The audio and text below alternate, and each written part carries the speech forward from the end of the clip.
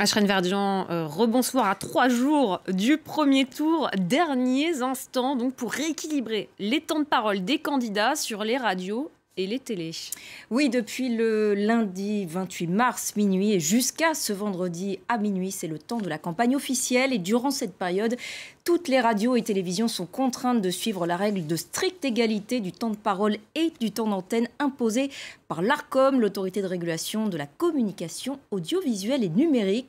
Une égalité stricte à respecter à la seconde près. Objectif, donner exactement la même exposition à chaque candidat. Alors autant dire que c'est un véritable casse-tête pour des chaînes comme la nôtre, mais on s'y est appliqué jusque-là et on relève une nouvelle fois le défi ce soir avec Florent Rodeau. Bonsoir Florent. Bonsoir Ashrène. Alors on a l'habitude d'entendre votre voix sur le récap politique du jour et ce soir on va faire une sorte de récap politique donc incarné en plateau. Et ces derniers jours, Florent, comme tous les 5 ans, on parle beaucoup de vote utile. Oui, Ashrène, le vote utile que certains électeurs ont pris au pied de la lettre. Voyez donc ce bulletin de vote, c'était il y a 5 ans. Utile, ah bah moi on m'avait dit de voter utile, du coup c'est ce que j'ai fait, on va peut-être le découvrir à l'antenne tout de suite. Voilà pour ce bulletin de vote qui compte évidemment blanc dans les urnes. Philippe Poutou, lui, n'y croit pas du tout à ce vote utile, le candidat du nouveau parti anticapitaliste qu'on pourrait surnommer Joe sans envie ni espoir. En 2 mots, il n'a pas envie d'être président, il sait qu'il ne va pas gagner et s'il est élu, il va supprimer la fonction présidentielle. Mais rassurez-vous, il veut quand même qu'on vote pour lui. On va quand même appeler à voter pour nous. Voilà. Donc soyez pas surpris.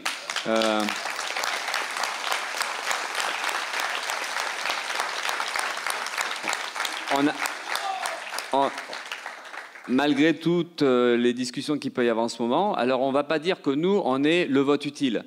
On ne va pas parler comme ça ne sert à rien, on n'a pas cette prétention-là.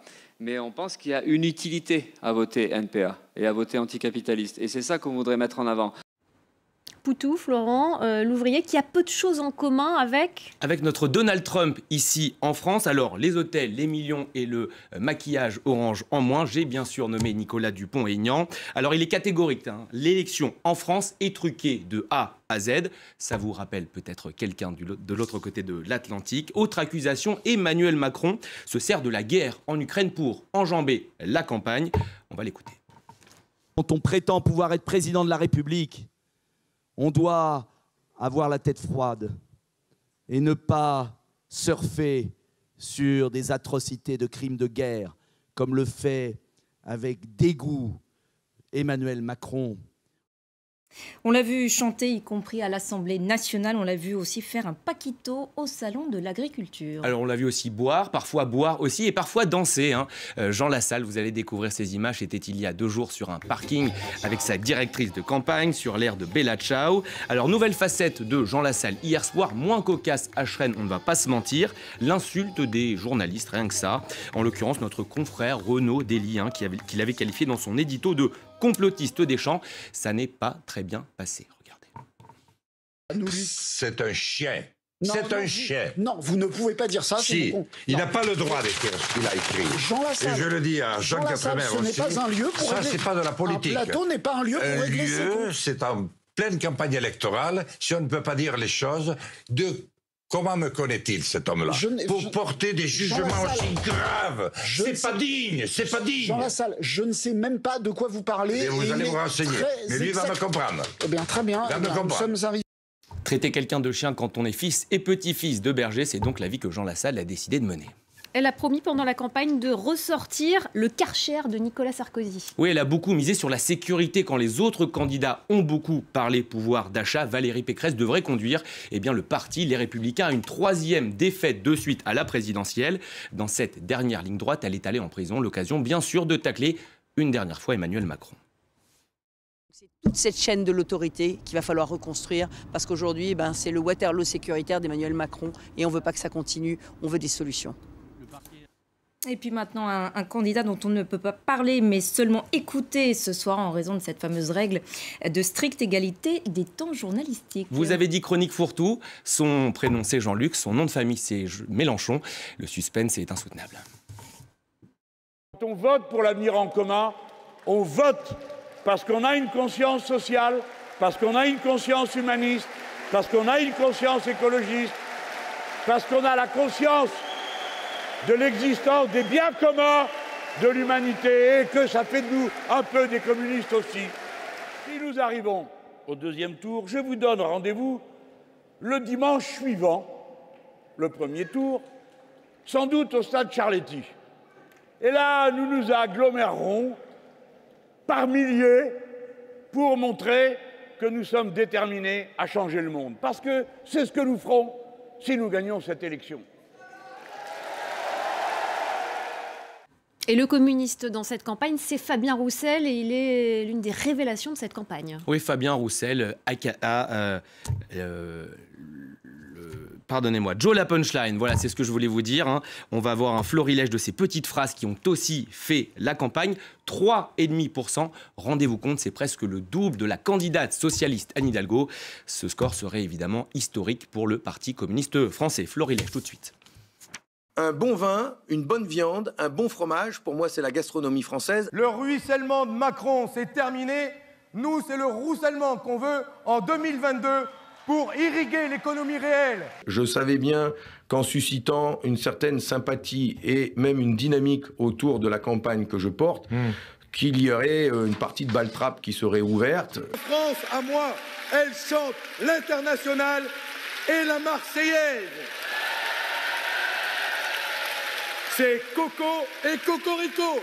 Et hop là. Merci beaucoup Florent pour un vrai plaisir Merci spécial Florent. temps de parole. Tout de suite, la suite de notre série de portraits. Oui, on parlait hier soir de Philippe Poutou, portrait ce soir de l'autre candidate trotskiste à la présidentielle, Nathalie Arthaud, lutte ouvrière, militante anticapitaliste, prof d'éco-gestion. Dans un lycée de Seine-Saint-Denis, elle se lance dans la course pour la 3e fois, non pour gagner, mais pour diffuser ses idées. Son portrait est signé Natacha Milray et Inès Olagaray. Eh ben, écoutez, merci. Occuper le terrain, c'est ainsi que Nathalie Arthaud envisage la politique. Contrairement aux autres candidats à l'élection présidentielle, la porte-parole du parti Lutte ouvrière n'a pas l'ambition de gagner. Sa 3e campagne présidentielle, elle la voit comme une tribune pour diffuser ses idées, un appel à la lutte. Tous ceux qui sont convaincus que l'heure de la mobilisation climatique a sonné, il faut qu'ils remettent en cause justement les lois de cette société capitaliste qui font qu'il n'y en a que pour le profit, qu'il n'y en a que pour les cours boursiers, qu'il n'y en a que pour ces multinationales. Il faut qu'on s'oppose à cette société, à cette économie capitaliste qui marche sur la tête. Renverser le capitalisme, c'est son cheval de bataille. Et aux manettes, il y a toujours les travailleuses et les travailleurs. Travailleuses, travailleurs, camarades et amis. Un credo que Nathalie Arthaud répète à l'envi depuis qu'elle a succédé à Arlette Laguillet à la tête de Lutte ouvrière en 2008. Sur le caractère, sur la pugnacité, est-ce qu'elle vous ressemble ? Oui, sur la pugnacité, et c'est sûr, sur le caractère, on a certainement des caractères différents, mais c'est pas un problème. Nathalie Arthaud, une personnalité discrète sur sa vie privée. Originaire d'une famille catholique de la Drôme, elle grandit loin du militantisme, mais dans un environnement qui lui apprend à s'engager pour les autres. Je veux dénoncer aussi la responsabilité des donneurs d'ordre. En 1986, alors qu'elle n'a que 16 ans, elle prend conscience de la famine qui frappe l'Éthiopie. Révoltée, elle décide de rejoindre les jeunesses communistes avant d'adhérer à Lutte ouvrière 2 ans plus tard. En parallèle de la politique, Nathalie Arthaud cultive une autre passion, son métier de professeure d'éco-gestion. Elle en parlait en 2012 lors de sa première campagne. Je vis de mon salaire d'enseignante. Pour moi, la politique, c'est en aucun cas une carrière. Parce que je milite justement pour que les travailleurs eux-mêmes, collectivement, prennent le pouvoir politique. C'est-à-dire que moi, je considère qu'il ne doit pas y avoir de différence entre le fait d'être utile à la société, de travailler, de faire tourner la société au jour le jour, et le fait de prendre les décisions. Elle a déjà prévu de retrouver ses élèves de Seine-Saint-Denis le 11 avril, au lendemain du premier tour. On va s'intéresser à présent au vote des Français de l'étranger. Oui, ils sont environ 2,5 millions, soit 3% des votants. Un électorat pour qui la présidentielle revêt une importance particulière malgré la distance qui les sépare de leur pays d'origine. Mais la majorité d'entre eux estiment que leur situation n'intéresse pas suffisamment les candidats, alors quels sont les sujets prioritaires qui influenceront leur vote les 10 et 24 avril. Exemple à New York avec ce reportage de Fanny Chauvin et Jessica Le Masurier.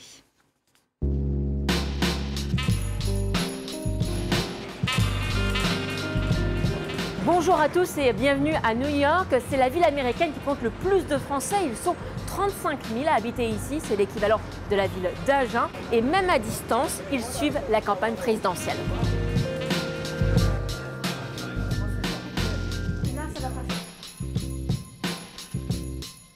Alors je suis en compagnie d'Elena, linguiste à la retraite, et d'Yvan, ex-trader devenu traiteur.